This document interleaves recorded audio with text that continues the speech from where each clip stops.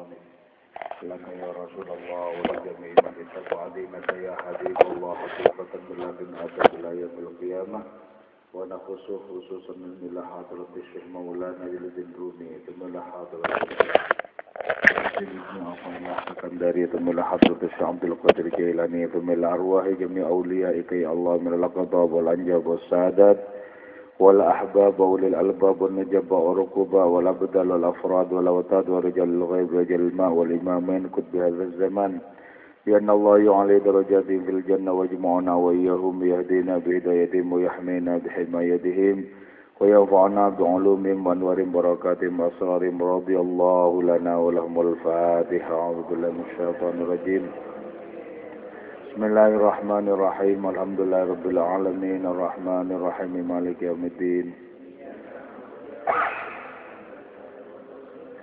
صراط الذين أنعمت عليهم غير المغضوب عليهم ولا الضالين آمين بسم الله أرواح آبائنا وآباء آبائنا وأمهاتنا وأمهات أمهاتنا ولجداتنا ولجدودنا ولمشايخنا ولمشايخنا ولأساتذتنا ولأساتذتنا وجميع من أحب وأحسن وتصدق وأنفق إلينا ثم إلى أرواح جميع المسلمين والمسلمات والمؤمنين والمؤمنات الأحياء منهم الأموات ونخص خصوصا من الله روح كيبها رضي الله لنا ولهم الفاتحة أعوذ بالله من الشيطان الرجيم بسم الله الرحمن الرحيم الحمد لله رب العالمين الرحمن الرحيم مالك يوم الدين إياك نعبد وإياك نستعين اهدنا الصراط المستقيم صراط الذين أنعمت عليهم غير المغضوب عليهم ولا الضالين آمين لتقربنا إلى الله تعالى لمحبتنا إلى رسول الله صلى الله عليه وسلم لسلامتنا في الدين والدنيا والآخرة لقضاء ديوننا لقضاء حاجاتنا من حوائج الدنيا والآخرة تيسير أرزاقنا حلالا طيبا مباركا كثيرا وسعا لصحة جسدنا قلوبنا لشفاء أمراضنا ظاهرا باطنا لدفع البلايا والمحن والفتن والأمراض والأسقام ولمنافعنا لمصالحنا لأهل بيتنا وأولادنا وذرياتنا وجوارنا وأصدقائنا وجميع المسلمين والمسلمات والمؤمنين والمؤمنات الأحياء منهم والأموات ولعز الإسلام والمسلمين بجودك يا الله بشفاعة نبيك يا الله ببركة أوليائك يا الله ببركة المثنوي ببركة الحكم ببركة البدة بأسرار الفاتحة أعوذ بالله من الشيطان الرجيم الحمد لله رب العالمين الرحمن الرحيم مالك يوم الدين اهدنا الصراط المستقيم صراط الذين أنعمت عليهم غير المغضوب عليهم ولا الضالين آمين بسم الله الرحمن الرحيم قال المصنف رحمه الله تعالى ونفعنا بعلومه وأمدنا بأسراره وأفاض علينا من بركاته وبكم آمين jawabul waziri adapun ini adalah jawaban si wazir si menteri lan anhiyal khalwata tidak akan menghentikan aku al khalwata terhadap khalwat.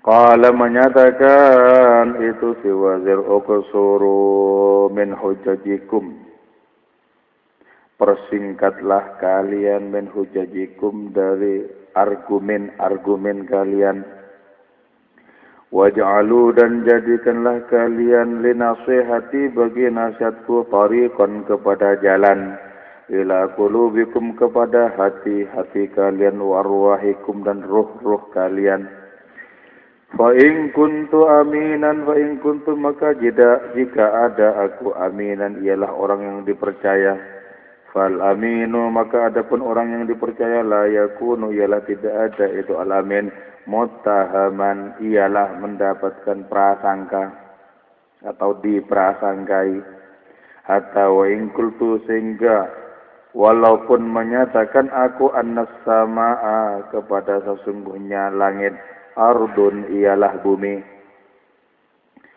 wa in kuntu dan jika ada aku kamalan ialah sempurna fa ayu ingkarin yakunu mal kamal maka ingkar macam apa yakunu ada itu ayu ingkarin mal kamal berserta kesempurnaan wa illam akun fama hadzal adza wa illam akun dan jika tidak ada aku artinya tidak sempurna fama hadzal adza maka apakah derita gangguan ini Wa ma hadhil mudayafatu, dan apakah keterhimpitan ini? Walan akhruja, dan tidak akan keluar aku min hadhil khalwati, dari khalwat ini. Fa ana, maka adapun aku masyghulun, ialah disibukkan bi ahwalil batin, dengan kondisi-kondisi batin. Jawaban si wazir terhadap para murid, terhadap orang-orang yang ingin lebih sempurna secara rohani di dalam agama. Uksuru min hujajikum. Ada kalanya agama itu muncul sebagai ilmu pengetahuan. Ada kalanya agama itu muncul sebagai amaliyah tanpa banyak cincong. Nah, di dalam baris yang pertama ini diperintahkan agar agama itu tidak terutama sebagai ungkapan-ungkapan, tidak terutama sebagai ceramah-ceramah, tidak terutama sebagai ilmu pengetahuan, tapi sebagai kenyataan rohani.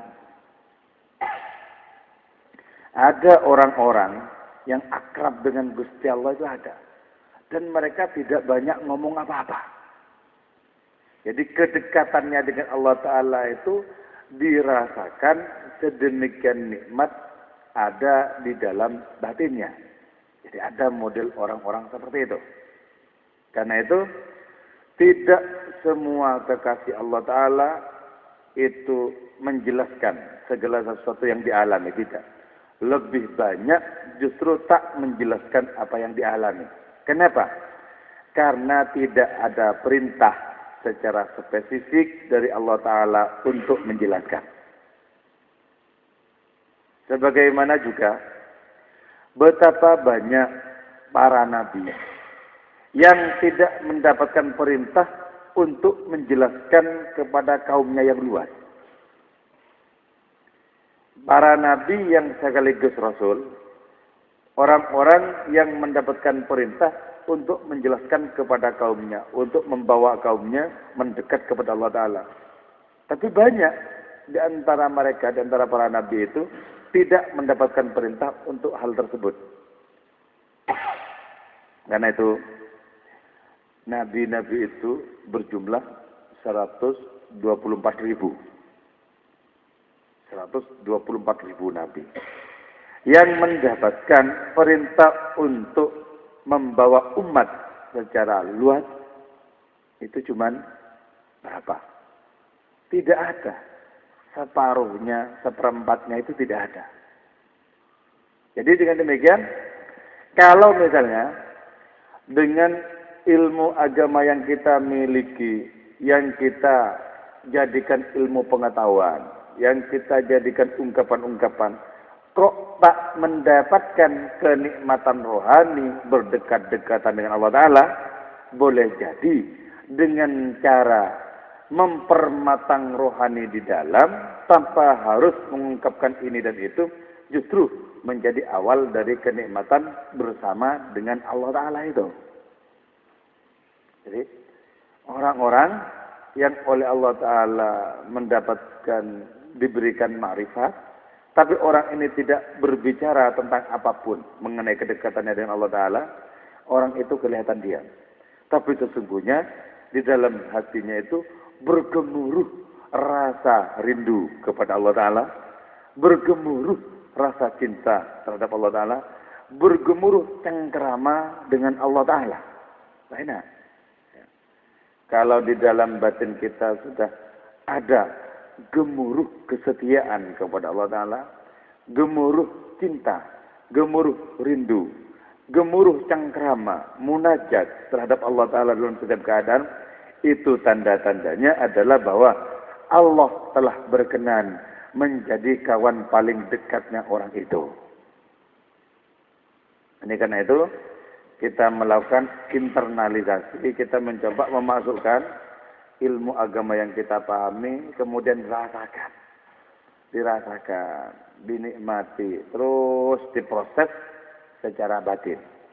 Oh, begitu, diproses secara batin. Sehingga makin lama, loh kok jadi nikmat benar ternyata berdekatan dengan Allah Ta'ala itu. Oh, imigran nih.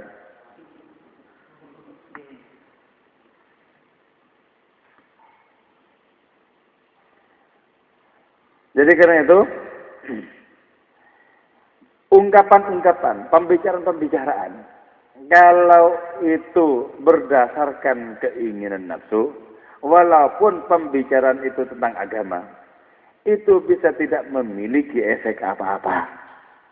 Bisa tidak memiliki pengaruh apa-apa. Karena itu pastikan, berbicara tentang agama, tentang Allah, tentang ma'rifat dan lain semacamnya, pastikah meluncur dari telaga ketulusan dalam batin kita, atau sesungguhnya merupakan bagian dari nafsu kita terhadap ungkapan-ungkapan. Makanya ada istilah syahwatul qil wal qal. Allahumma inna na'udzubika min syahwatil qil wal qal. Ya Allah, kami berlindung kepadamu dari syahwat berbincang-bincang, termasuk berbincang-bincang perkara agama. Kalau berangkatnya dari syahwat, dari nafsu, maka itu tidak akan pernah memiliki pengaruh apa-apa. Terus yang benar gimana? Yang benar itu kita ini diam selama belum ada perintah untuk berbicara. Kita berbicara kalau mendapatkan perintah dari Allah Ta'ala untuk berbicara. Itu yang disebut dengan wada'iyan ilallahi biiznihi. Mengajak kepada Allah Ta'ala karena sudah dapat SK, dapat izin dari Allah Ta'ala. Apa buktinya? Orang itu mendapatkan izin dari Allah Ta'ala dalam berbicara. Orang itu mendapatkan izin dari Allah Ta'ala ketika berbicara tentang masalah agama, kalau orang ini dalam berbicara memiliki efek yang bagus secara rohani. Kalau dalam berbicara, orang ini sudah terbebaskan dari pamrih apapun, pamrih duniawi atau pamrih penghormatan dari orang lain. Terbebaskan. Jadi ketika terbebaskan dari berbagai macam pamrih di dalam kehidupan di dunia ini, maka orang itu berbicara cuma satu tujuannya. Apa itu? Perintah dari Allah Ta'ala untuk menyebarkan apa yang bisa disebarkan. Nah kalau begitu, efeknya itu luas. Dulu ya, Wali Songo itu mengislamkan tanah Jawa. Kekuatan 9 orang mengislamkan tanah Jawa. Kenapa? Karena mereka bertindak, mereka berkhutbah, berceramah, semuanya itu mutlak atas dasar petunjuk dan perintah Allah Ta'ala. Jadi kemudian efeknya itu sangat luas. Tapi ketika agama dipakai sebagai sarana untuk menuntaskan keinginan nafsu tertentu, ingin ini, ingin itu, ingin dihormati, dan lain semacamnya. Maka sampai di situ kemudian agama yang disampaikan itu menjadi redup.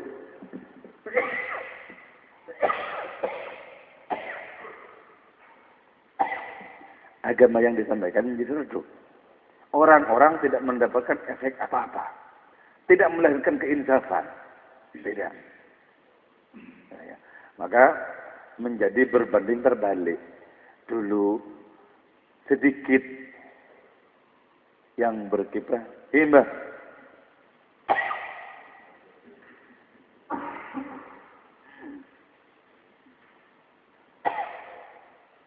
Oh, itu aja. Enggak sini kumpul sama sepuh itu. Sama sesepuh.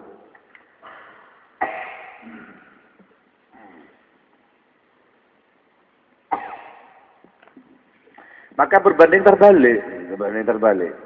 Dulu secara personil, jumlahnya itu tidak seberapa, tapi pengaruhnya luas.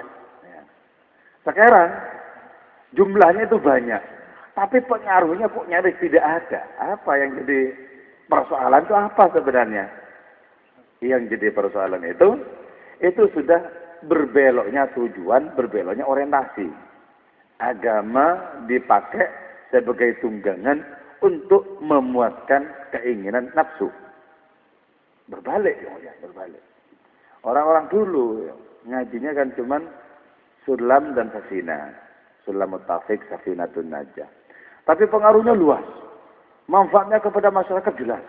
Menjadi rujukan bagi persoalan umat. Nah, sekarang ketika ilmu pengetahuan semakin banyak dan tidak diimbangi oleh ketulusan, tidak diimbangi oleh makrifat, tidak diimbangi oleh rasa akrab dengan Allah Ta'ala, maka ilmu-ilmu itu menjadi seperti menguap. Fa'ammaz zabadu fayadhhabu jufa'a. Jadi, buih-buih di lautan itu menguap ditelan oleh kehampaan. Itu sebuah perumpamaan. Karena itu kita mencoba untuk menginsafi segala sesuatu yang perlu kita insafi. Kita mencoba untuk mengukuhkan ilmu-ilmu yang kita miliki. Kita mencoba untuk merasakan, mengamalkan dengan penuh ketulusan ilmu-ilmu itu. Setelah itu kita cek hubungan kita dengan Allah Ta'ala itu seperti apa. Kalau hubungan kita dengan Allah Ta'ala itu mesra, setiap saat Allah lah yang paling dekat dengan diri kita. Yang lain-lain kita terasa jauh. Walaupun kenal, tapi kok terasa jauh. Kenapa? Karena ada yang dirasakan lebih dekat. Ada yang dirasakan lebih dekat.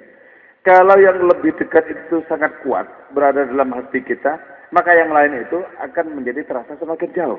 Biarpun sesungguhnya akrab. Dengan kawan-kawan akrab, dengan orang-orang akrab, dengan tangga-tangga itu bagus. Tapi kok seringkali merasakan itu menjadi jauh atau kadang merasakan terlupakan. Hanya karena merasakan dekat dengan Allah Ta'ala itu berdegup-degup terus-menerus. Dekat dengan Allah. Kadang diri ini menjadi terkejut. Oh iya ya. Engkau itu kawanku, oh iya, engkau itu tetanggaku, oh iya akrab ya ternyata ya. Jadi karena diisi oleh kesadaran tentang Allah Ta'ala, maka kemudian yang lain-lain itu menjadi terpinggirkan. Menjadi terpinggirkan bukan kita sembrono kepada orang lain, tidak. Hanya perasaan hati, kita tetap baik kepada orang. Kita bergaul dengan tetangga, tetap baik.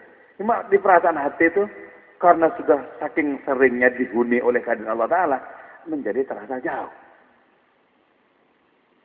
Jadi, karena itu jalan dan jalur pemahaman itu dari ilmu agama itu masuk ke dalam batin kita. Dikelola dalam batin kita, muncul sebagai tindakan, muncul sebagai amal. Nah, kata si Wazir itu, kalau aku ini engkau percaya, maka sesungguhnya engkau tidak bisa berprasangka kepadaku. Walaupun aku bilang bahwa langit itu adalah bumi. Kalau kau memang percaya aku, mestinya kau percaya kata-kataku. Dulu junjungan kita Rasulullah Sallallahu Alaihi Wasallam pernah menyatakan kepada orang-orang di Mekah pada awal-awal mendapatkan risalah diutus oleh Allah Ta'ala. Kalau aku bilang dari balik gunung itu ada harimau, kalian percaya? Percaya. Percaya Muhammad. Kenapa kalian percaya? Karena engkau itu adalah Al-Amin yang dari dulu tidak pernah saya saksikan. Kami saksikan bohong, enggak pernah. Karena itu kami pasti percaya. Ya. Jadi Nabi berbicara apa saja itu dipercaya. Tapi jadi persoalan ketika Nabi menyatakan kepada mereka, tadi malam saya oleh Allah Ta'ala diisrakan ke Baitul Maqdis, kemudian saya dimi'rajkan ke Sidratul Muntaha. Itu kemudian mereka bilang, kalau itu nggak bisa kami percaya kalau begitu. Jadi sesungguhnya kan pernyataan mereka yang kedua dan yang pertama ini bertentangan. Yang pertama menyatakan, apapun yang kau katakan kami percaya. Yang kedua, ternyata mereka tidak percaya terhadap Isra Mi'rajnya Rasulullah. Kenapa? Karena tidak memiliki jatah untuk mendapatkan iman. Nah, sebenarnya Rasulullah itu mau ngomong apa saja, itu pasti benar. Pasti benar. Nah, itu ya, suatu saat ketika ada salah seorang sahabat nyembelih kambing, Rasulullah itu paling suka daging di bagian paha. Daging di bagian paha. Yang belakang. Rasulullah bilang, mana pahanya? Kasih paha kambing. Setelah itu, minta lagi, mana pahanya? Kasih lagi. Mana pahanya? Terus sahabat itu bilang, Rasulullah, kan kambing cuma punya 2 paha belakang. Rasulullah terus bilang, andaikan kau tidak menggunakan pikiranmu, ambil saja. Sampai kapanpun aku bilang mana pahanya, pasti ada itu. Cuma karena sudah percaya kepada akal, percaya kepada kenyataan bahwa yang namanya kambing itu, paha belakangnya itu cuma 2, maka kemudian muncul sebentuk protes secara halus. Lah kambing kan cuma punya 2. Tuh coba diam orang itu. Ambil saja pasti ada, sampai kiamat pasti ada. Ya. Kenapa? Kata-kata Rasulullah, sabda Rasulullah pasti kenyataan soalnya. Pasti kenyataan.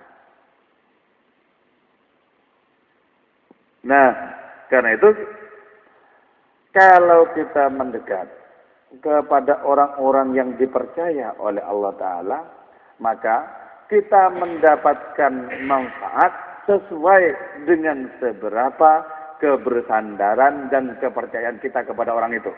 Semakin percaya, semakin mendapatkan banyak manfaat. Itu ya, kalau di jalan Allah itu begitu. Semakin percaya kepada orang yang tulus, semakin mendapatkan banyak manfaat. Tapi sebaliknya ya, semakin percaya kepada orang yang curang, makin banyak ruginya. Nah, kebalikannya kayak gitu. Udah ngerti orang itu curang, masih terus dipercaya.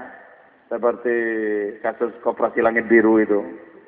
Kan, percaya, hilang kemudian sebanyak-banyaknya kan gitu. Itu berarti percaya tersebut salah tempat.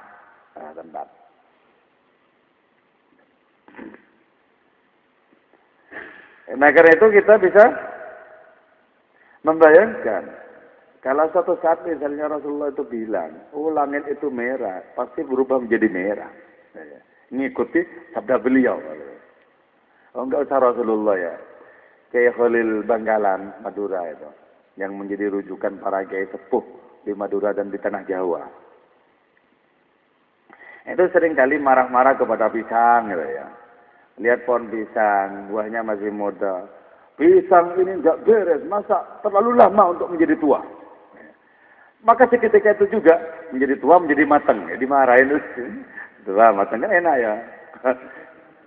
Dikasih sama kita marah-marah terus tiap hari. Apa saja dimarahin.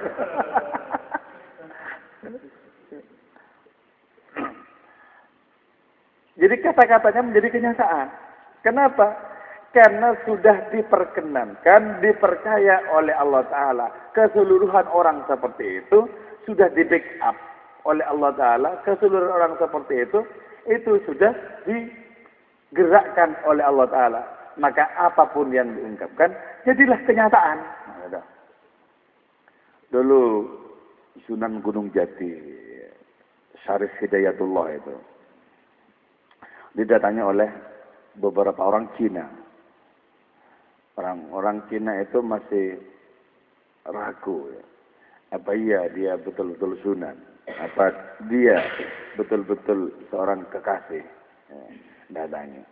Si Cina itu datang dalam rombongan kecil. Di antara rombongan kecil itu ada seorang gadis yang perutnya itu dikasih bantal, mirip orang hamil. Nah, kata si Cina-Cina itu, tentu engkau Syarif Hidayatullah adalah orang yang waskita, orang yang sudah tajam penglihatannya. Saya pengen tanya, untuk betul-betul bisa berguru kepadamu, saya ingin ngecek dulu, ingin tanya. Kalau si Cina-Cina itu, bayi di dalam perut perempuan ini laki-laki apa perempuan? Padahal ya jawab laki-laki, ya salah, perempuan salah, karena bantal. Kata Syarif Hidayatullah, perempuan. Cinanya itu sudah girang sekali. Ini nggak beres ini. Cina sudah bilang nggak beres. Nah, setelah punya kesimpulan tidak beres, Cina-Cina itu pulang dengan perasaan kecewa. Orang-orang percaya, kami tidak percaya kata Cina-Cina itu. Tapi keesokan harinya, di pagi hari, perempuan itu betul-betul hamil dan lahir di pagi hari itu juga perempuan. Jadi kenyataan mengikuti kata-kata beliau. Kenyataan mengikuti kata-kata beliau. Enak kan? Nah, tapi ibadah kepada Allah Ta'ala bukan memiliki cita-cita seperti itu. Ya, biar saya menjadi manjur seluruh ucapan saya, tak coba zikir semalaman. Wah, itu sudah belok kemana-mana. Bukan perkara seperti itu. Hal seperti itu boleh oleh Allah Ta'ala diberikan, boleh juga tidak, terserah Gusti Allah. Jangan pernah pemberian Gusti Allah menjadi cita-cita kita. Kalau ingin dijadikan cita-cita, satu, cita-cita kita itu apa? Allah Ta'ala itu saja. Sebab di hadapan Allah Ta'ala, kemuliaan seseorang itu tak diukur oleh karomahnya. Tidak diukur oleh karomahnya. Kecuali karomah yang satu, yaitu al-istiqamatu ainul karomati. Baru kalau yang disebut karomah itu adalah keistiqomahan seseorang, maka karomah berupa istiqomah itu melampaui karomah yang lain. Melampaui karomah yang lain. Karena itu nggak usah digubris kalau kita ngaji tiap malam. Kok makin lama makin tajam penglihatan batin kita. Setiap kali melihat ini begini, ternyata betul begini dan begitu misalnya. Jangan terpancing dengan ketajaman begitu. Nanti tak telat ini sekalian ini. Wah, lama-lama makin banyak tamu ke rumah nanti. Oh, itu sudah belok. Enggak usah tertarik dengan hal-hal seperti itu. Enggak usah tertarik. Kita belajar kesemsem dengan Gusti Allah Ta'ala dan belajar untuk mengesampingkan segala sesuatu yang lain. Hatta karomah sekalipun. Jadi kita mempelajari biografi para nabi, sirah para wali, mempelajari manaqib dan lain semacamnya, itu terutama bagaimana kita mendapatkan spirit, mendapatkan api rohaninya itu loh. Kenapa orang ini kok sedemikian kuatnya jatuh cinta kepada Allah Ta'ala. Itu yang kita perlu pelajari dan kita tular-tularkan kepada diri kita. Nah, kalau sudah masuk di dalam penghambaan atas nama gelora dan energi cinta, itu sudah tidak bisa diganggu-gugat oleh apapun, oleh siapapun. Itu. Tidak bisa diganggu-gugat. Kenapa? Karena cinta itu adalah sifat Allah sebenarnya, bukan sifat makhluk. Sifat Allah itu kemudian oleh Allah Ta'ala diberikan kepada orang-orang terkasihnya.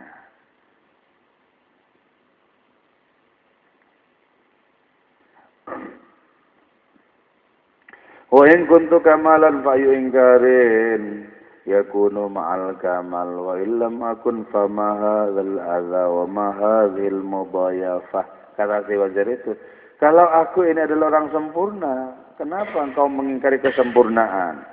Loh, sebenarnya kan kesempurnaan itu satu hal, pengingkaran adalah hal yang lain, belum tentu ada hubungannya. Rasulullah kurang sempurna apa? Tapi kenapa juga orang seperti Abu Jahal kok ingkar kan dari jadi ya? Jadi bukan karena sempurna kemudian mesti ikut semuanya, enggak juga. Kalau itu jadi ukuran, seluruh isi alam raya sudah menjadi orang-orang yang tunduk kepada ajaran Allah lewat Rasulnya itu. Begini, makanya yang perlu dipahami oleh orang-orang yang mendapatkan tugas dari Allah Ta'ala untuk mengajak umat, mengajak orang-orang itu adalah yang perlu dipahami, boleh jadi kita diperintahkan oleh Allah Ta'ala untuk mengajak kepada umat, tapi Allah tak berkehendak umat itu sepenuh-penuhnya ikut. Kan, ya. Jadi sebenarnya Rasulullah itu tahu persis loh ya. Orang-orang yang ada di dekat beliau itu tidak semuanya bisa ikut tahu persis. Cuma walaupun tahu persis, Allah Ta'ala sudah kadang memberikan perintah, ajak semuanya kepada jalan Allah Ta'ala. Nah, sudah tahu persis. Jadi beliau itu paham persis kalau ini diajak berapa persentasenya untuk ikut, berapa persentasenya enggak. Itu paham. Nabi itu paham.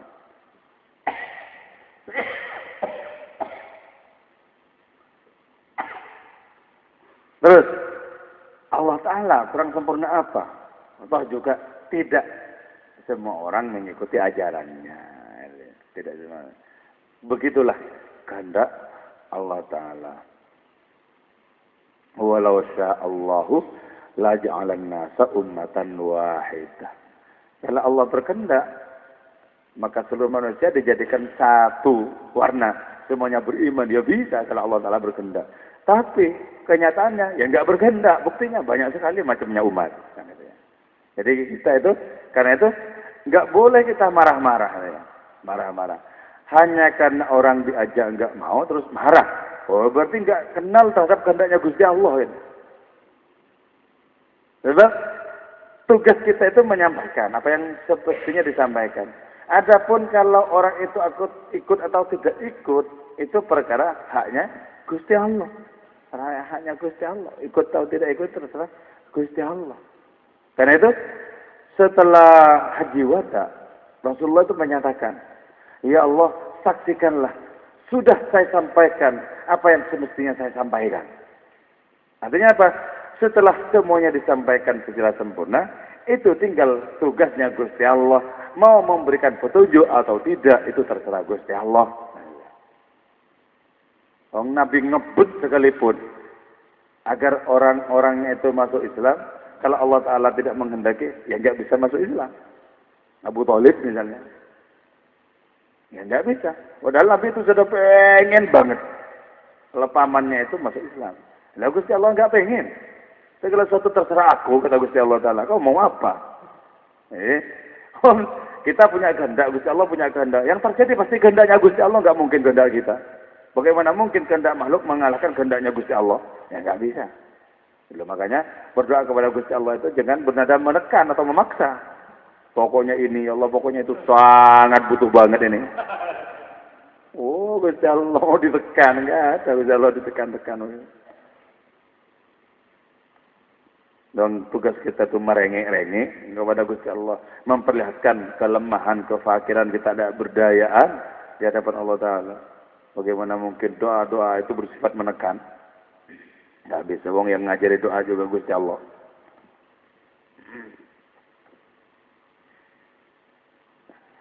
Nah, yang seperti itu, yang kemudian membuat Kanjeng Nabi Muhammad Sallallahu Alaihi Wasallam itu merasa sangat puyeng memikirkan. Sayyabatni ayatun min surati Hud, sabda Kanjeng Nabi. Salah satu ayat dalam surat Hud membuat saya berubah. Loh, jadi saking puyengnya memikirkan loh, membuat saya berubah. Jadi ada ayat membuat Rasulullah itu sampai berubah. Apa itu? Yaitu ayat fastaqim kama umirta. Istiqomah kaum Muhammad sebagaimana engkau diperintahkan. Artinya apa? Termasuk istiqomah ngajak, walaupun beliau tahu orang ini pasti bandel. Jadi Gusti Allah itu kadang kehendaknya itu seperti itu ya. Kita disuruh ngajak, tapi juga orang yang kita ajak itu tidak dikehendaki untuk ikut. Apa sebenarnya maunya Gusti Allah apa coba? Enggak usah tanya apa itu kehendaknya. Enggak usah banyak tanya. Memang kita kepada kawan-kawan kita mau apa? Terserah Gusti Allah. Apa-apa semuanya di alam semesta itu terserah Gusti Allah. Terserah Gusti Allah. Wong kita juga hidup ya terserah Gusti Allah. Dan lain semacamnya enggak usah banyak cincong dan lain semacamnya. Tanda-tanda penghambaan tidak beres kalau kita sudah banyak cincong. Loh ini kok begini mestinya begitu. Kayak tahu apa?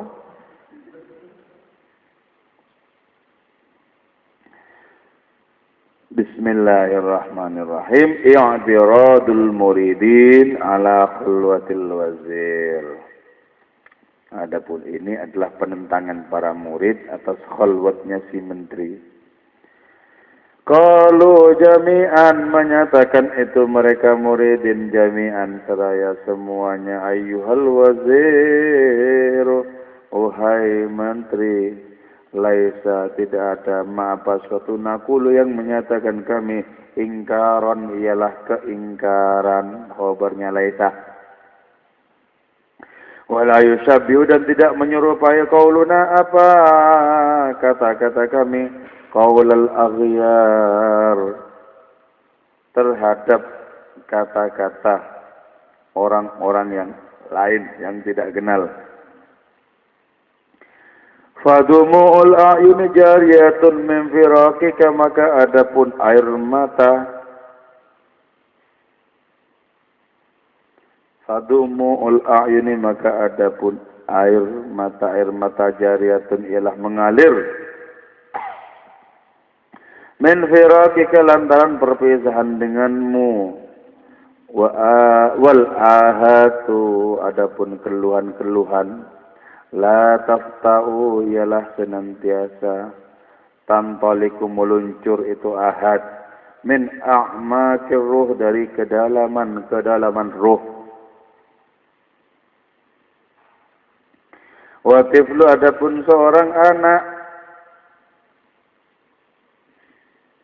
la yujadilu ialah tidak mendebat itu anak, hadinatahu, terhadap pengasuhnya itu anak, lakin nawakan, tetapi itu anak ya beki ialah menangis, ma'annahu, beserta sungguhnya itu anak, la ya'rifu ialah tidak mengenal itu anak, khairan, terhadap kebaikan, au syarran, atau keburukan.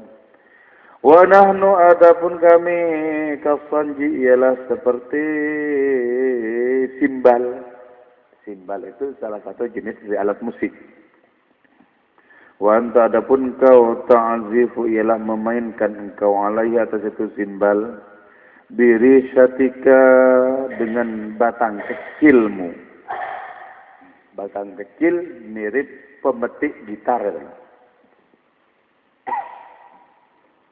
Walaysa, dan tidak ada, nawahu apa kalau kesah, minna, dari kami, bal antah, bahkan adapun kau, allazi tanuhu, yang berkeluh kesah engkau.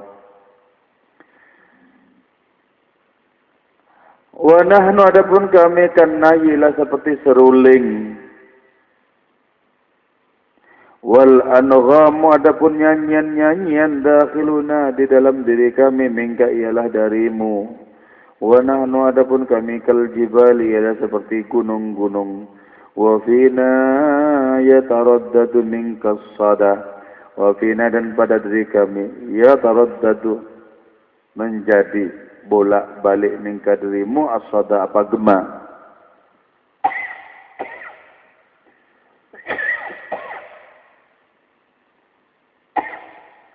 Wa nahnu, adapun kami, mithlu qat'i syatranji, seperti buah catur.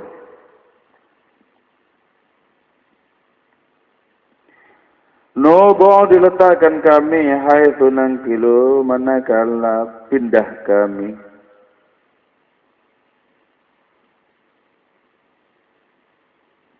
Wa naqluna, adapun perpindahan kami, wad'una, dan diletakkannya kami, minka ialah darimu, ya hasanat sifat, wahai orang yang baik sifat-sifatnya.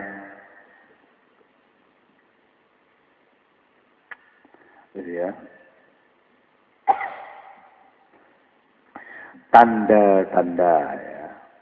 Tanda-tanda orang itu akrab dengan Allah, orang itu akrab dengan Rasulullah, orang itu menjadi gampang terharu mendengarkan sebutan Allah, mendengarkan sebutan Rasulnya, gampang terharu. Air mata di kepala mungkin tak menetes, tapi air mata di batin begitu deras mengucur. Itu ketika kita terharu. Kita terharu. Karena itu, bagaimana kita membangun Hubungan kita dengan Allah Ta'ala itu atas dasar cinta. Hingga kita ini gampang terharu. Bagaimana kita membangun hubungan kita dengan Allah Ta'ala itu atas dasar rindu. Hingga gampang kita itu terharu. Bagaimana tidak rindu? Oh, Allah itu merupakan asal-usul kita kok. Kampung halaman kita yang hakiki ya Gusti Allah itu. Gusti Allah itu. Jadi, kalau kita memiliki keinginan yang kuat untuk kembali kepada kampung asal-usul, itu sungguh sangat masuk akal. Jadi, bagaimana kita berdendang, ya Allah, kapan aku akan menjejakkan kaki rohani di kampung asal-usul. Jadi, kerinduan untuk kembali kepada asal-usul. Tapi, yang sering jadi persoalan di dalam kenyataan, justru ketakutan untuk berhadapan dengan kematian. Padahal kembali kepada asal-usul itu mesti melewati pintu kematian. Ini takut, ubi banget. Jadi sakit agak parah saja, udah takut banget. Seperti sudah digigit oleh taring-taring kematian, takut. Itu berarti kan rasa kangennya kepada kampung asal-usul itu menjadi tidak ada. Kenapa? Karena memiliki persoalan itu. Kalau nggak punya persoalan dengan kampung asal-usul, sudah merindukan dari dulu. Siapa yang nggak kangen? Kan? Orang-orang berada di rantau pasti kangen terhadap rumahnya sendiri kok. Seperti apapun, sejelek apapun rumahnya, pasti kangen kepada rumahnya sendiri. Kenapa? Di sana itu pernah dilahirkan. Di sana punya banyak kenangan. Kan? Kecuali kalau punya persoalan dengan orang-orang di rumahnya, baru nggak kangen. Kangen nggak Gusti Allah? Kangen sih kangen, tapi kalau mati itu jangan. Wah. Itu sama saja juga bohong kan. Jadi karena itu sesungguhnya apa yang disebut sebagai kematian itu perlu disongsong dengan gembira sebenarnya. Gembira. Ya Allah kapan saat-saat bergembira, saat-saat bersanding dengan Engkau, kembali kepada asal usulku. Ya Allah kapan. Ayo.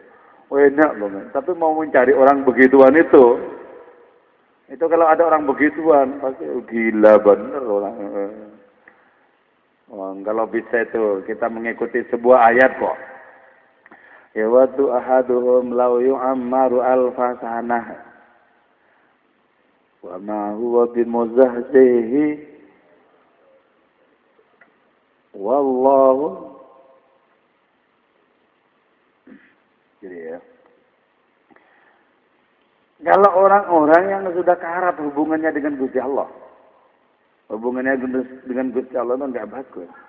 Itu malah menginginkan umur ditambah 1000 tahun lagi. Ingin. Hubungannya enggak beres dengan Allah Ta'ala. Jadi sudah jelas dunia ini ka'abiri sabilin, seperti orang yang melintas jalan, pengen bisa membuat lama perlintasan jalan ini. Mau cuma melintas, pengen lama-lama seperti apa kan itu.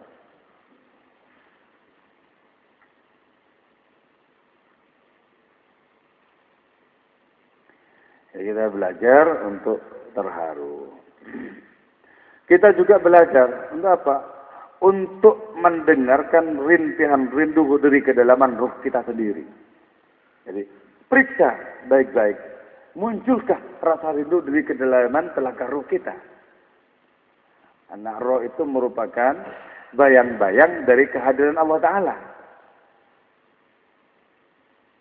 Roh itulah yang menjadi jendela yang bisa menghubungkan kita dengan Allah Ta'ala. Karena itu ya, datang perintah sujud terhadap malaikat untuk Nabi Adam itu setelah diberi ruh oleh Allah Ta'ala. فَإِذَا سَوَّيْتُهُ وَنَفَخْتُ فِيهِ مِنْ رُوحِي فَقَعُوا لَهُ سَاجِدِينَ. فَإِذَا سَوَّيْتُ manakala telah aku sempurnakan terhadap penciptaan itu Adam, وَنَفَخْتُ dan meniupkan aku fi dalam itu Adam dan ruhi dari rohku, faqa'u maka kalian para malaikat wajib mempersembahkan sajidin, alih dalam keadaan sujud. Jadi datang perintah karena ruh itu ada. Jadi ruh itu bayang-bayang kehadiran Allah Ta'ala di dalam diri kita umat manusia. Kalau bayang-bayang itu sangat kuat, maka orang akan memiliki nilai-nilai keilahian. Semakin kuat, semakin dahsyat nilai keilahian dalam diri kita. Ruh itu yang perlu diperkuat. Nah, karena itu kemudian roh itu wajib kita beri makan yang banyak biar semakin kuat untuk bisa menumpas segala hal yang sia-sia yang disemburkan oleh nafsu. Ya, roh kita kasih makan. Apa makanan roh? Seluruh kebaikan adalah makanan bagi roh.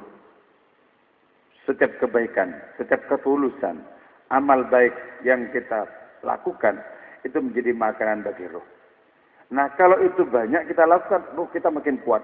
Kalau ruh kita makin kuat, kita semakin tamkin, semakin kukuh di dalam keilahian. Enak kalau sudah kukuh dalam keilahian itu enak banget. Sudah tak tergoyang oleh berbagai macam hal yang menggiurkan di luar diri kita. Dipancing begini enggak tergiur, dipancing begitu enggak tergiur. Digoda begini tidak ikut, digoda begitu tidak ikut. Itu yang akan membuat pusing iblis dan bala tentaranya. Pusing. Mau menggoda orang seperti itu tuh enggak tahu caranya. Mau menggoda orang saudara enggak tahu caranya. Mau menggoda Mbah Jawa tuh enggak tahu caranya. Ini mau digoda pakai perempuan, enggak punya nafsu sama perempuan. Mau digoda pakai harta dunia, sudah enggak punya garap terhadap harta dunia. Mau digoda oleh pangkat kedudukan, juga sudah enggak punya garap. Setannya geleng-geleng gimana? Jadi kemenangan kita ketika kita sanggup membuat setan itu geleng-geleng, menang kita gitu.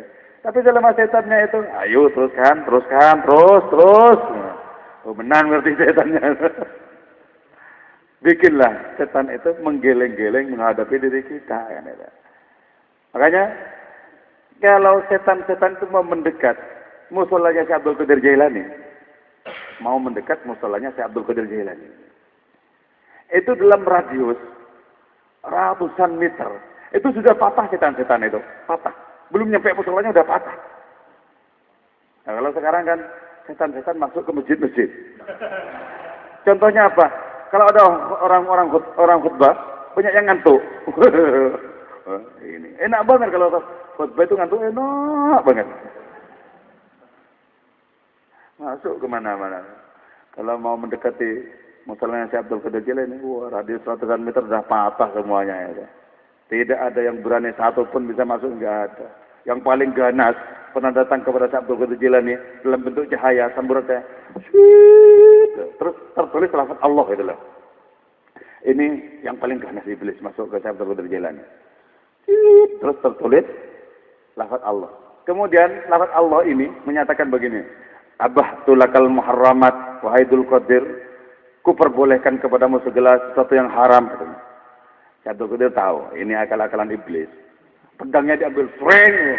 Ayo jangan kabur langsung. Kabur, takut. Terus sebelum jauh kabur, iblis yang berbentuk cahaya tadi itu bilang, untung kau pakai akalmu, Abdul Qadir. Sudah ada sekitar 70 orang yang saya sesatkan dengan cara seperti ini. Jadi ada cahaya terus kemudian apa saja kau lakukan saja, halal kok bagimu. Dikira itu Allah Ta'ala yang bilang, padahal itu iblis. Ya. Enggak mungkin Allah Ta'ala bilang begitu. Kenapa? Bagaimana mungkin Allah Ta'ala menyalahi aturannya sendiri? Kan gitu toh? Enggak mungkin. Kabur. Jadi kalau kayak gitu tuh kan perlu kelelakian, perlu kejantanan, jantanan rohani ya, bukan kejantanan tangkur buaya.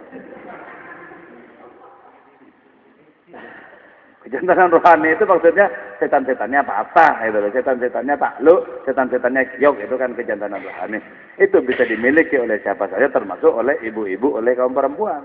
Jadi kalau ibu-ibu itu sanggup mengalahkan seluruh jurus setan, maka walaupun ibu-ibu hakikatnya laki-laki. Kalau sudah laki-laki, diseru oleh banyak orang untuk memberikan pertolongan Allah Ta'ala.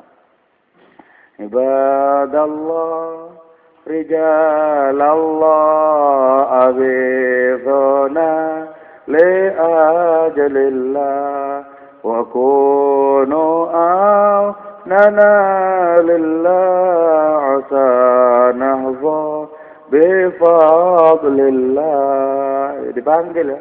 Ibadallah, wahai hamba-hamba Allah yang murni sebagai hamba-hamba Allah. Rijalallah, wahai lelaki-lelaki Allah. Karena hakikat lelaki ditakdirkan untuk menang. Orang-orang itu sudah menang terhadap setan-setan, terhadap nafsunya sendiri. Dipanggil untuk apa? Untuk memberikan pertolongan Allah Ta'ala kepada orang-orang lain. Panggil. Enak kan?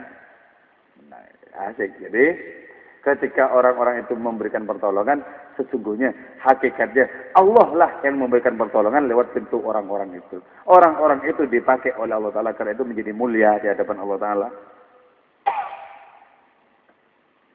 Jadi kalau kita suatu saat sudah ngamalkan burda, tiap malam sering ngamalkan burda, tiba-tiba ada tangga-tangga sakit, kemudian kita mencoba mendoakan dengan menggunakan burda, kemudian ternyata sembuh, jangan kemudian ini kayaknya sudah manjur amalannya.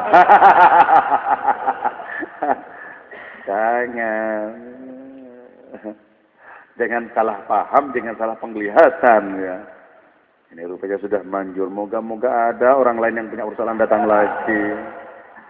Yang tadi itu orang sakit, kapan-kapan juga ada orang yang nggak laku-laku datang ke saya. Makin lama makin nggak beres.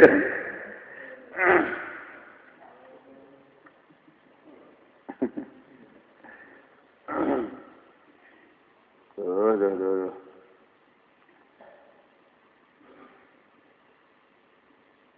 Watiflu la yujadilu hadinatahu lakinnahu yabki. Jadi ketika orang itu dekat dengan Allah Ta'ala, orang ini merasakan dirinya sebagai bocah di hadapan Allah Ta'ala. Sebagai bocah. Yang tidak pernah mengerti arah kalau tak ditunjukkan oleh Allah Ta'ala.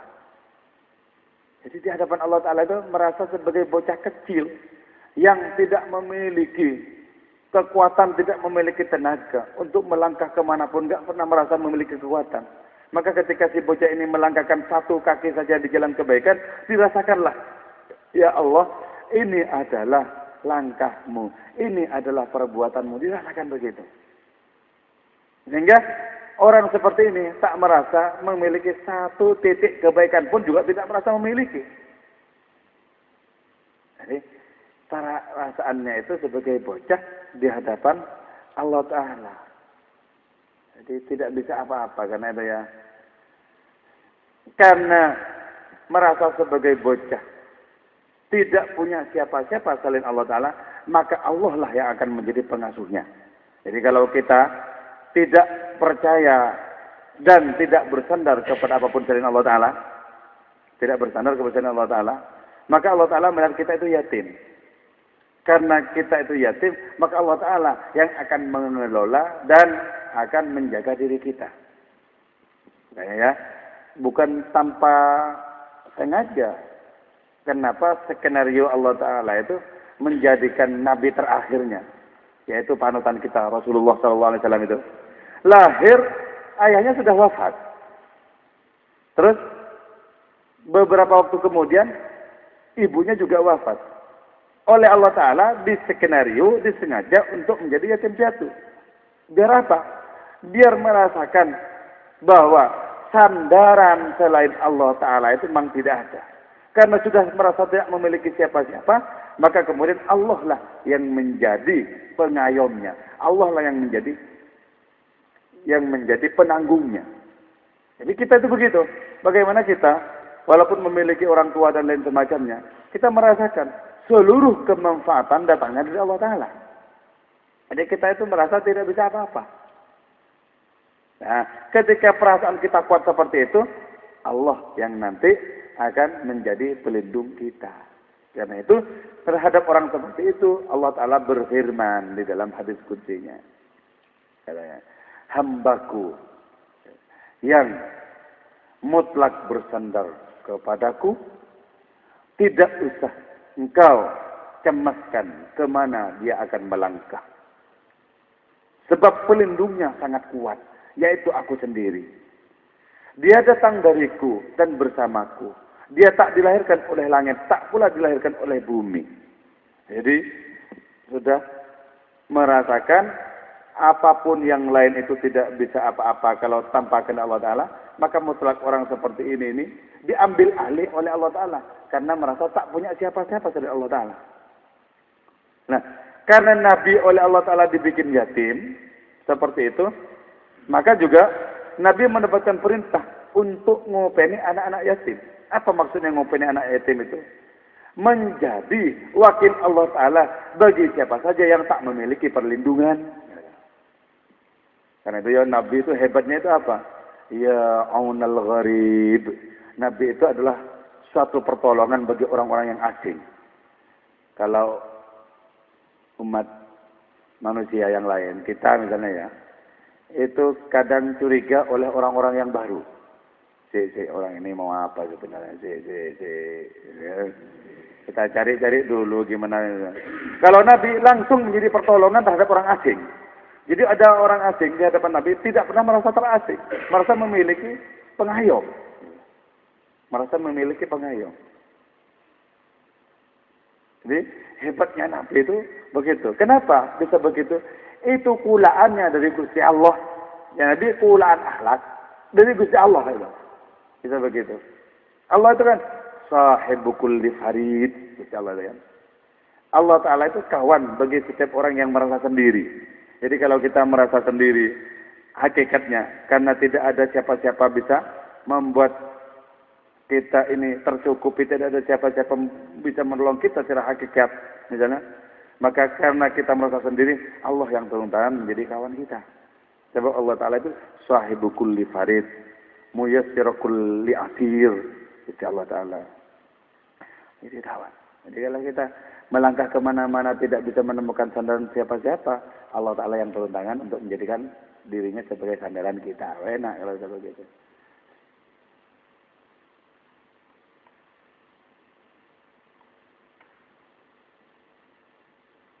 Karena itu di dalam kitab Diba itu ya disebutkan. Qalat Halimatu wa wahida faqalatil malaikatu ma anta biwahid bal anta sahibut ta'yid wa anisukal hamidul majid. Ketika Halimah menyusui Rasulullah ketika bayi itu, oh orang ini sendiri katanya. Malaikat yang kemudian gak terima dibilang sendiri itu. Gak terima. Siapa bilang sendiri?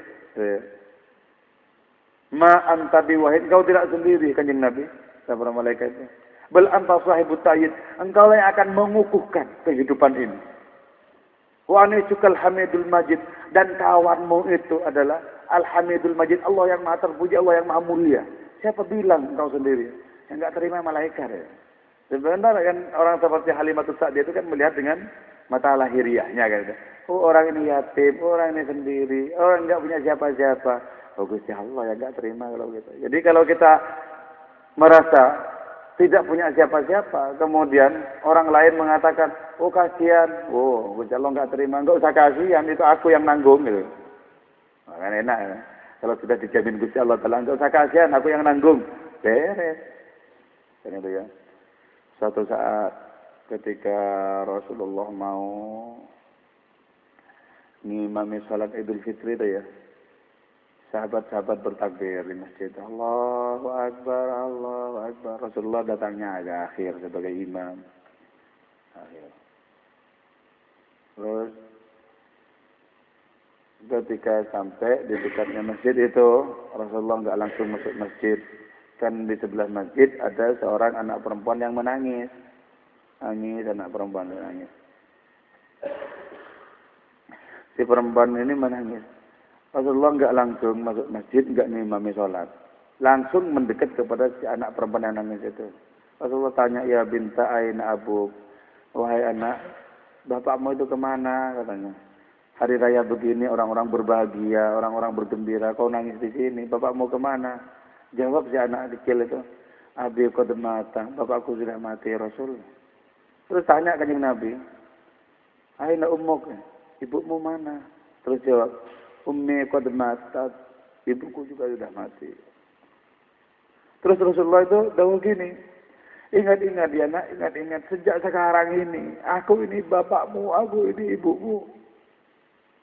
Ingat-ingat ya, kau punya persoalan, apa datang ke aku? Sampai sebegitunya ya. Sampai sedemikian kuatnya pembelaan terhadap orang-orang yang tersisihkan ya. Jadi karena itu, kalau kita semakin tak mengandalkan siapa-siapa, Allah lah yang semakin menjadi andalan kita. Semakin menjadi andalan kita. Apa? Hidup ini kan karnaval. Hidup ini banyak kayaknya saja. Tidak seperti yang hakikatnya. Tidak seperti yang hakikatnya. Nah, kalau begitu ya, kita merengek-rengek kepada Gusti Allah. Karena sejatinya ini kita ini kanak-kanak merengek-rengek kepada Gusti Allah. Ya Allah, ya Allah, ya Allah, tunjukkan apa yang semestinya aku lakukan. Ya Allah, tunjukkan yang baik itu baik, sehingga tidak kami meminta kepadamu yang tidak baik. Tunjukkan yang buruk itu buruk, hingga kami tidak gandrung kepada keburukan.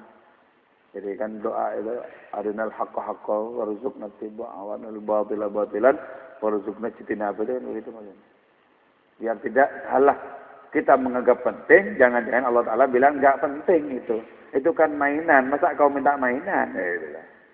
Sementara yang kita minta itu, kita anggap itu paling bagus. Ya Allah, ini penting, ini perlu, ini penting, ini perlu. Dan kalau Allah bilang, apa iya itu penting, itu berbahaya.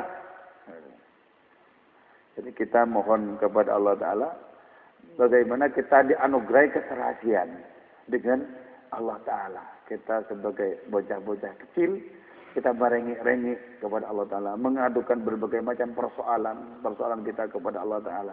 Jangan adukan kepada yang lain itu tidak sanggup apa-apa. Kecuali dipakai oleh Allah Ta'ala untuk menyelesaikan persoalan kita. Maka yang lain itu pun sesungguhnya adalah bagian dari tangan-tangan Allah Subhanahu wa Ta'ala. Moga-moga ya, kita bersama-sama oleh Allah Ta'ala semakin dibikin insaf, semakin dibikin menikmati, merasakan kebersamaan dengan Allah Ta'ala, dengan rahmat Allah Ta'ala, dengan syafaat Kanjeng Nabi, dengan barakah para wali, barakah majelis kita bersama-sama. Bi asraril Fatihah.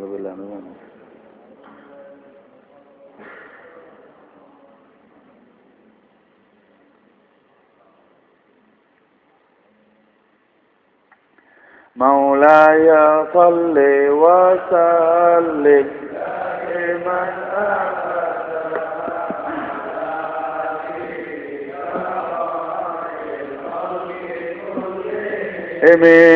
amin tadhakkuri madaka jam'an jara بمقلة بدم مولاي صل وسلم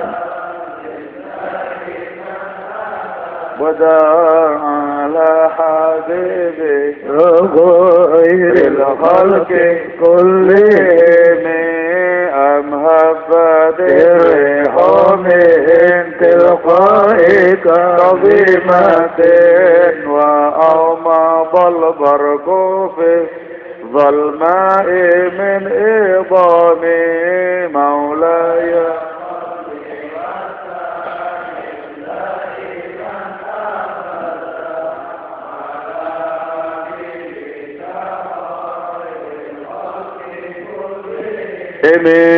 فما لعينيك إن كنت فهمت وما لقلبك إن كنت تفق يهمي مولاي صل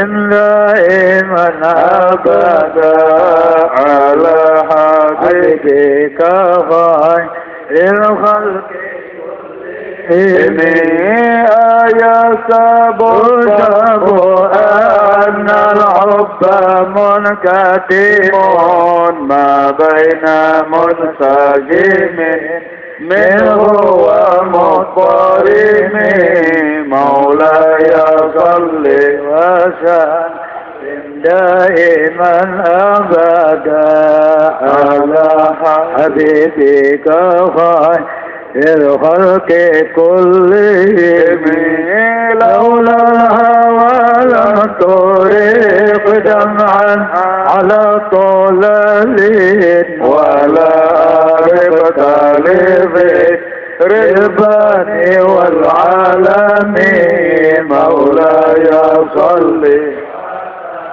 لم دائما أبدا على حبيبك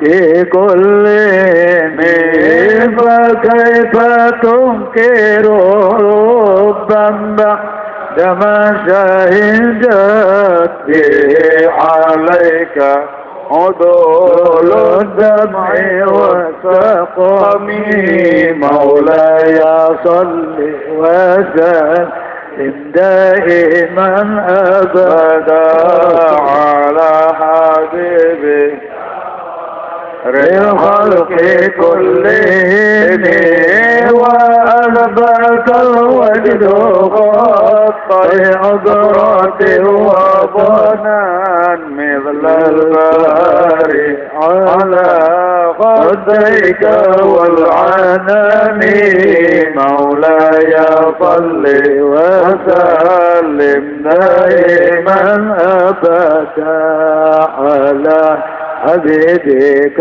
خير الخلق كلهم اللهم صل وسلم وبارك عليه وعلى آله وصحبه نعم شرطيكم الله وفرقني والحب يعترض اللذات بالآلم يا لائمي في الهوى عذري معذرة مني إليك ولو أنصفت لتلمي عادتك عالي لا سر بمستتر عنه شاك ولا داء بمنحسم معتني النصح لكن لست أسمعه إن المحب عن العذال في صممي صلى الله عليه وسلم إني اتهمت موضع الشيب بعذلي والشيب أبعد في نصح عن التحمي فإن أمرتي بالسوء ما تعضت من جارها بنذير الشيب والهرم صلى الله عليه ولا عدت من الفعل جميل قرابي فتنة لما برأسي غير محتشم لو كنت أعلم أدني ما أوقره كتمت سرا بدا لي منه بالكلام صلى الله عليه برد جماح من غوايتها كما يرد جماح الخيل باللجم فلا ترم بالمعاصي كسر شهوتها إن الطعام يقوي شهوة النائم والنفس قطب لئن تهمل شد على حب الرضاء وإن تبتمه ينفطم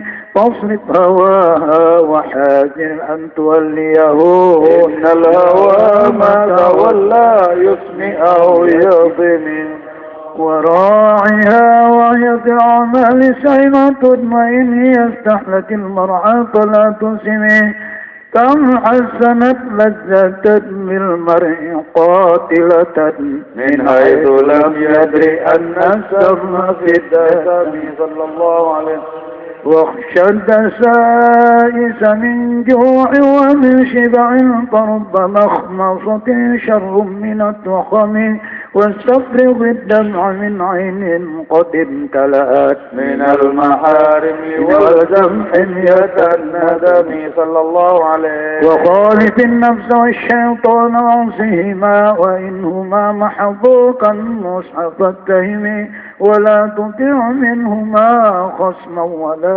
حكما فأنت تعرف كيد الحكم والهجم مولاي صل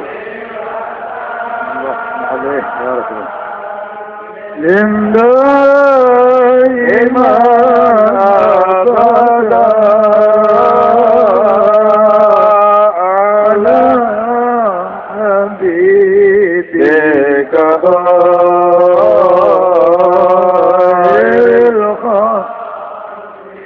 كلهم مولاي صل وسلم دائما أبدا على حبيبك خير الخلق كلهم أستغفر الله من قول بلا عمل لقد نذبت نقلا لذي عقوم ما لا يصل لوسلم دائما أبدا على حبيبك خير الخلق كلهم أمرتك الخير لكن ما تمرت به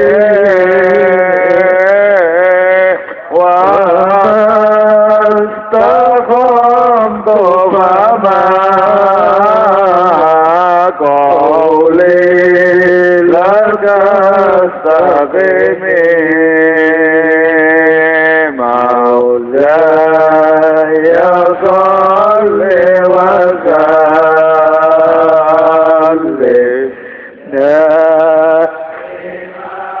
أبدا يا الله يا الله على حبيبك خير الخلق كلهم ولا نزوت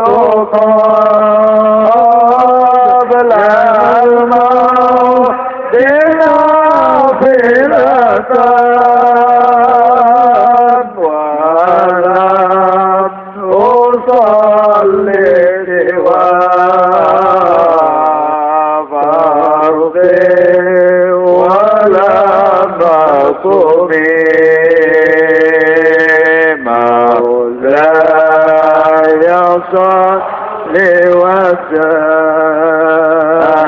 وسلم دائما أبدا على حبيبك خير الخلق كلهم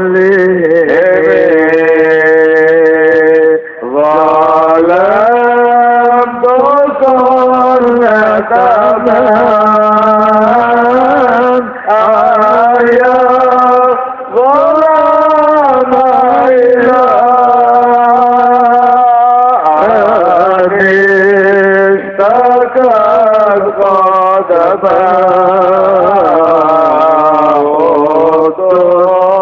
ربي وربي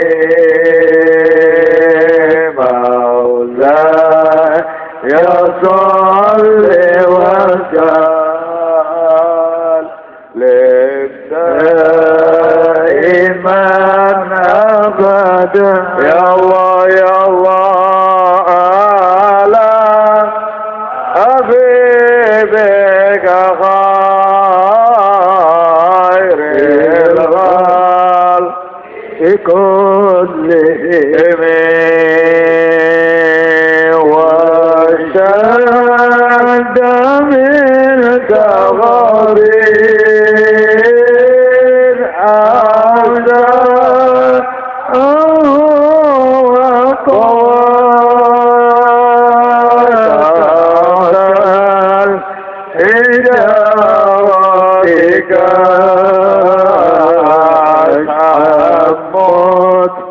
رب العالمين مولاي يا رسول الله دائما أبدا على حبيبك غير الخلق كلهم وراود الجبال يشم من ذهب عن نفسه براء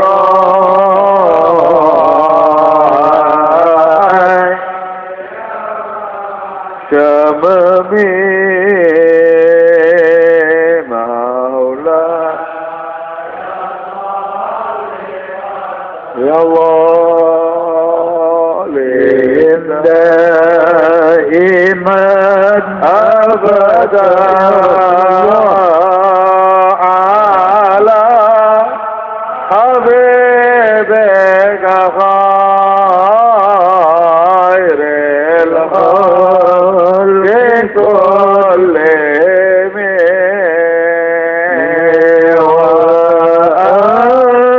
وأكد زهده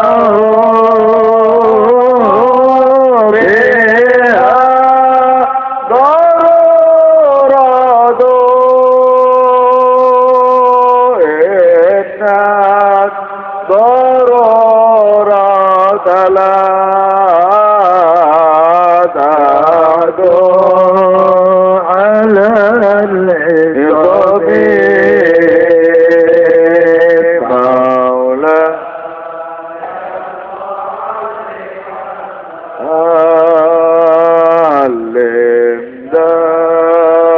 دائما أبدا يا الله يا الله بك غير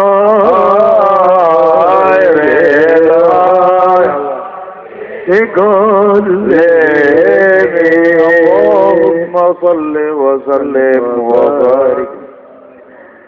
وكيف تدعو إلى الدنيا ضرورة من لولاه لم تخرج الدنيا من العدم. محمد سيد الكونين والثقلين والفريقين من عرب ومن عجم صلى الله عليه وسلم. نبينا آمر نهي فلا أحد أبر في قول لا منه ولا نعم. هو الحبيب الذي ترجى شفاعته في كل يوم من الأول والآخر. دعا إلى الله فمستمسكون به مستمسكون بحبل غير منفصم. فاق النبيين في خلق وفي خلق ولم يدانوه بعلم ولا كرم. وكلهم من رسول الله ملتمس غرفا من البحر أو رشفا من اليم. وواقفون لديه عند الديم من نقطة العلم أو من شغلة الحكم صلى الله. فهو الذي تم معناه وصورته ثم اصطفاه حبيبا بارئ النسم منزه عن شريك في محاسنه وجوهر الحسن فيه غير قاسم صلى الله عليه. دع دعت النصارى في نبيهم واحكم بما شئت مدحا فيه واحتكمي فانسب إلى ذاته ما شئت من شرف وانظر إلى قدره ما شئت من عظام صلى الله عليه. فإن ضم رسول الله ليس له حد فيعرب عنه ناطق بفمه لو ناسبت قدره آياته عظما يسمو حين يدعى دارس الإمام صلى الله عليه. لم يمتحن بما تعي العقول به حرصا علينا فلم نرتب ولم نهم أعي الورى فهم معناه فليس يرى للقرب والبعد منه غير الله صلى الله عليه. كالشمس تجار للعين من بعد صغيرة وتكل الطرف من أمامي وكيف يدرك في الدنيا حقيقته قوم نيام تسلوا عنه بالحلم. فمبلغ العلم في أنه بشر وأنه خير خلق الله كلهم وكل آيات أتى الرسل الكرام بها فإنما اتصلت من نوره به صلى الله عليه. فإنه شمس فضل هم كواكبها يظهر أنوارها